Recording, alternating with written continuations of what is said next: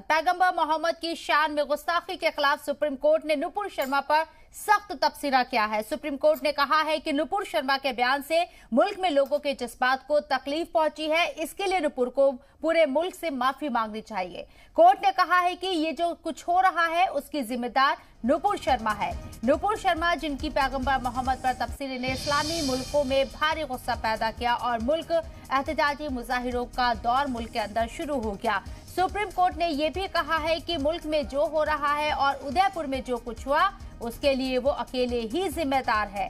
Supreme court ने नुपुर शर्मा की उस अर्जी पर तबसरा किया है जिसमें उन्होंने ये मांग की थी कि उनके खिलाफ दर्ज सभी एफआईआर को दिल्ली ट्रांसफर कर दिया जाए। अदालत ने कहा है कि उनका तबसरा उनके अड़ियल और घमंडी रवैये को दिखाता है। जस्टिस सूर्यकांत ने कहा है कि क्या होगा अगर वो किसी पार्टी की तर्जुमान है।